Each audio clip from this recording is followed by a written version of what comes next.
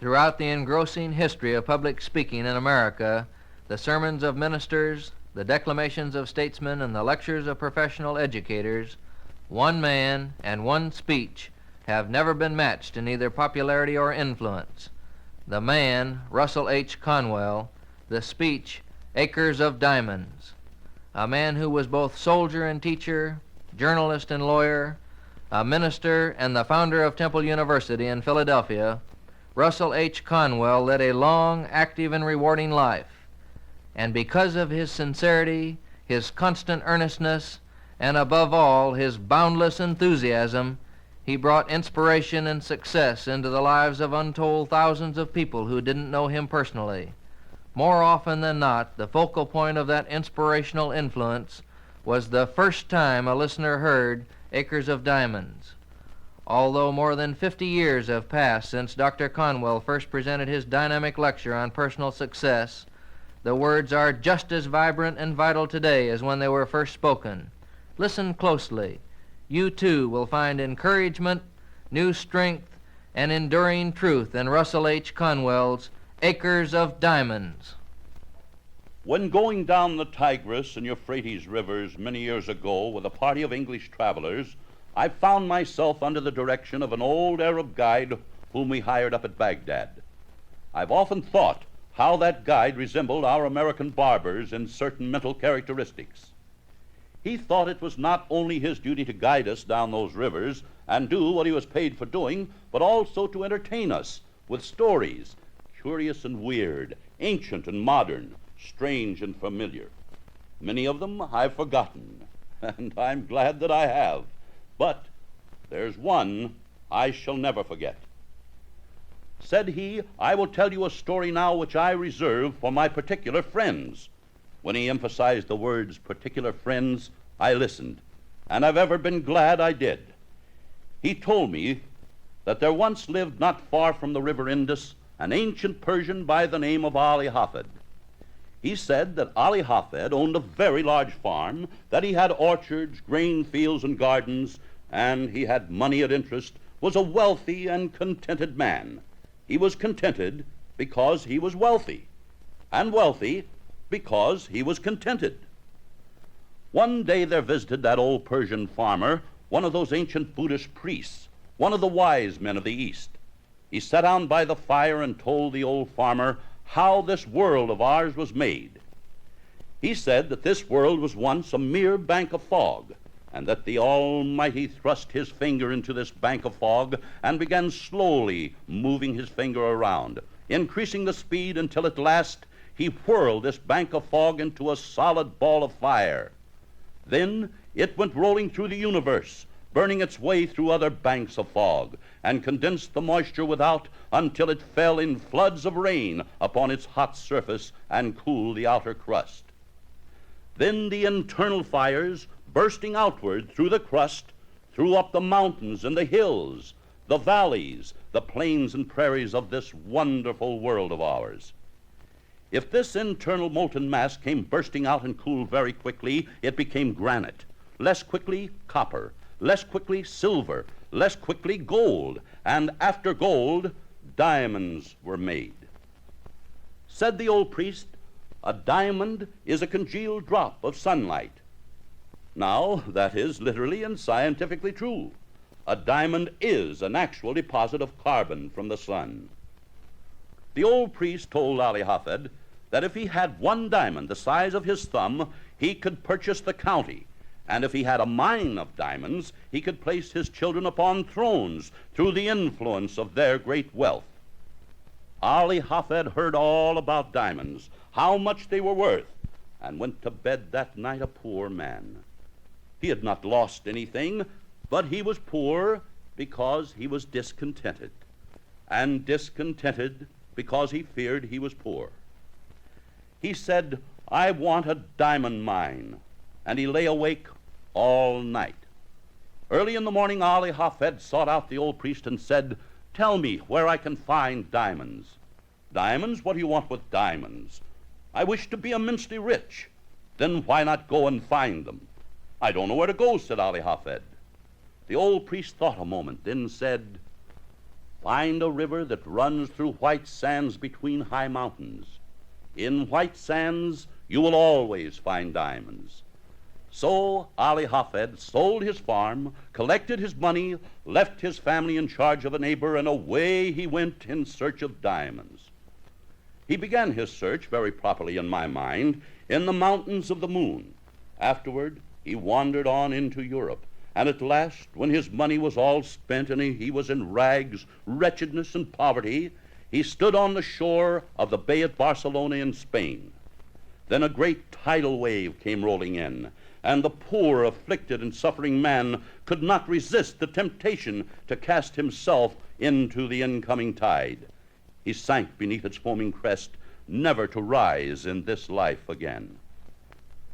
Now the man who had purchased Ali Hafed's farm one day led his camel into the garden to drink, and as the camel put its nose into the shallow water of the brook, Ali Hafed's successor noticed a curious flash of light from the white sands of the stream.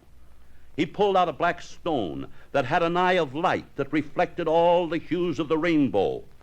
He took the pebble into the house, put it on the mantel, and forgot all about it. A few days later, the old priest came to visit Ali Hafed's successor. The moment he opened the farmhouse door, he saw a flash of light on the mantel. He rushed up to it and shouted, "Here is a diamond. Has Ali Hafed returned?" "No," said the farmer, "Ali Hafed has not returned, and that is not a diamond. It's just a common stone I found out in the garden." The priest said, "I know a diamond when I see one, and this is a diamond." Then together they rushed out into the garden and stirred up the white sands with their fingers, and lo, there came up more beautiful and valuable gems than the first one. This is the story the Arab guide told to me, and friends, it is historically true, for it was in this way that the famous diamond mine of Golconda was discovered. It proved to be the most magnificent diamond mine in all the history of mankind. The Koh-i-Noor and Orlith of the crown jewels of England and Russia came from that mine. When the old Arab guide had finished his story, he looked at me silently for a moment and then said, "Had Ali Hafed stayed at home and dug in his own cellar, or underneath his own wheat fields, or in his own garden, instead of finding death by starvation and suicide in a strange land, he would have had acres of diamonds. For every acre of his farm, yes, every shovelful afterward, revealed countless gems of fabulous worth." And so it is with all of us. No matter who we are or where we live, there are acres of diamonds, diamonds of opportunity, if we'll just look in our own backyard. Oh, my friends, believe me, the opportunity to get rich, to attain great wealth, is here, now, within the reach of every man and woman who hears me speak. I have come to tell you what in God's sight I believe to be truth. And if the years of my life have been of any value to me in the attainment of common sense, I know I'm right. Never in the history of the world did a poor man without capital have the opportunities to get rich quickly and honestly as he does in our country today. I say it is the truth, and I want you to accept it as such. I have no time to waste in idle talk. Unless some of you get richer for what I'm saying, my time is indeed wasted. I say you ought to get rich, and it's your duty to get rich.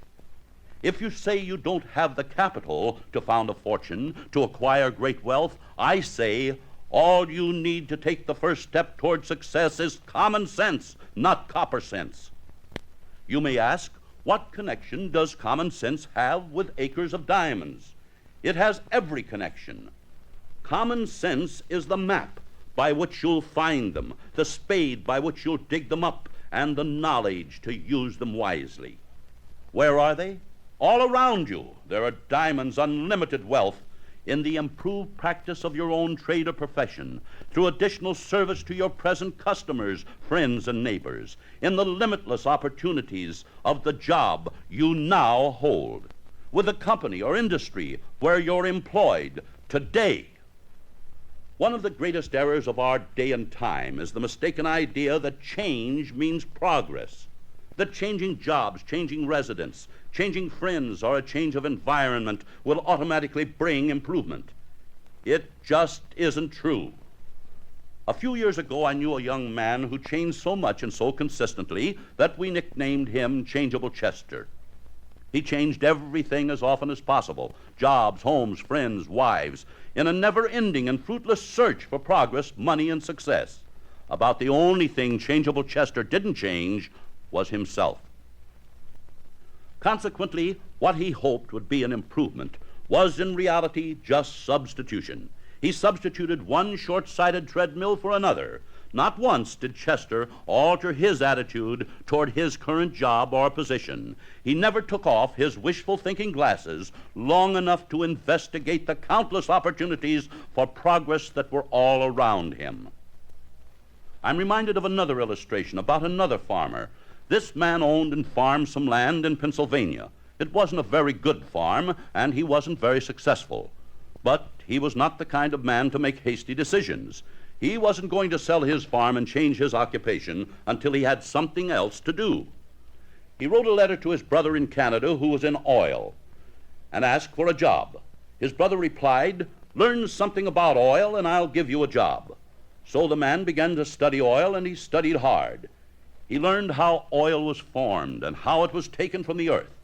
A year later, he wrote his brother again and said, "I know oil." His brother wrote back and said, "All right, come on, the job's waiting." So this careful and deliberate man sold his worn-out farm and went to Canada. Less than a week later, the farmer who had purchased the place experienced some trouble watering his stock. The cattle wouldn't put their noses into a small freshwater stream because it was covered with a thick scum that smelled like coal oil. As you've probably guessed, there's no longer a farm on that property. It's now a town called Titusville, Pennsylvania, the origin and the beginning of the giant oil industry in the United States.